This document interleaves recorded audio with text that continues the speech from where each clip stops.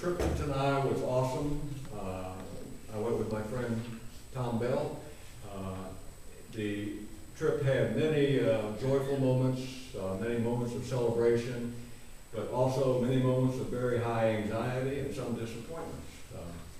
We got to the flight from Amsterdam to Dar es Salaam. There was a stop in Nairobi, Kenya, and we had to change planes. We had a short time. Our bags didn't make it to Dar es Salaam. When we got to Dar, we had to struggle with the communication of explaining that we were going to be 200 to 300 miles away, and that we needed those bags. Those bags contained all the clothing that we were going to use, plus the ladies of St. Elizabeth donated several dresses as gifts. We had many other gifts that were included in those bags.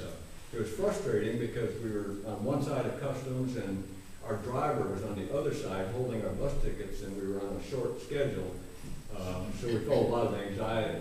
The traffic to the bus station was terrible. I've mentioned before that the country has power problems. All their hydro plants are down. They're on power rationing, and none of the traffic lights work. And so if it wasn't chaotic enough when we went, imagine going through Dar with no traffic lights working and a few policemen at the intersections helping out. But we did make it. On the way back, we checked in a little early at the Dar airport to fly home, which I'm very thankful we did because we were first in line and our flight was canceled. And so they did make arrangements to get us on an earlier Swiss Air flight. It was a longer flight, but it was an earlier flight. We were leaving Dar, which was our objective. And I felt sorry for the people behind me. There was like 150, 200 people behind us that had to spend a night in Dar, another night in Dar, and make all their arrangements to get out the following day. So after 37 hours of travel, Wednesday night, we made it to our respective homes, Tom in Detroit and me here. Saturday morning, they picked us up. We went to the village of Tanai, got there about 10 o'clock. We went immediately to the site, and we were somewhat disappointed to see that the water was not flowing, that they had problems with the piping. There's 7,600 feet of pipe underground, and they come in 300-foot spools, so there's a lot of couplings, and apparently the couplings had a problem, the wrong couplings or something. Father Tim assured us that he made every effort to have the system working when we were there, and I think he felt pretty bad about that. But that he would get the couplings Monday. He had them lined up. He would install them Monday afternoon. He would pressure test the system on Tuesday. And all of this he did, and I think most of you received notification that water's not flowing.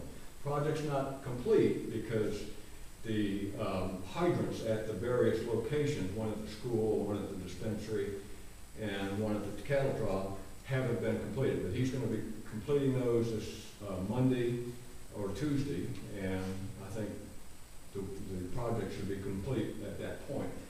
We spent the rest of Saturday in meetings with their village leaders, Baja district leaders, and the new agent who's going to run the system.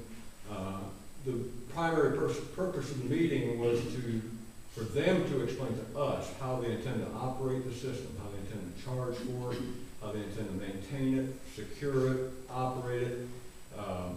And so it was a very useful meeting, but it took several hours to do this communication. At the end of the meeting, I was able to show the video of the church service we had here the Sunday before I left.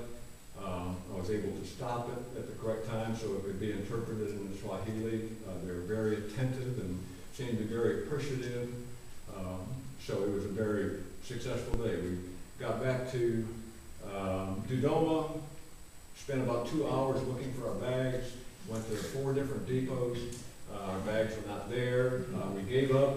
We went back to our hotel, and there's a courtyard in our hotel, and Albert will attest that they have this great beer, Kilimanjaro beer. So we sat down and had a couple beers, and lo and behold, the driver had followed up with another depot, found the bus that our bags were going to be on, and they were there. And so we went and picked up our bags. My friend Tom had bet Maggie $10 and gladly paid her. She said, "Oh, they'll be there. Don't worry, don't worry." It's not my nature. possibly. Anyway, Sunday, it was a very similar Sunday when Albert and Tim and I were there. Picked us up an awesome service, many choirs. St. Elizabeth was mentioned many times.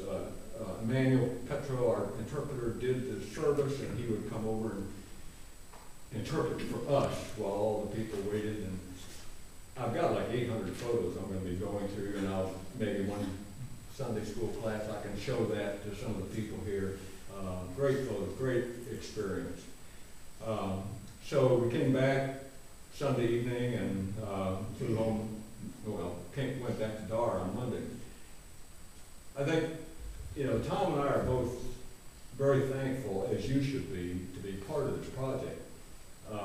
It's awesome, but I think we both left with a sense of awe of the mission for the McCanns and Maggie and Father Tim.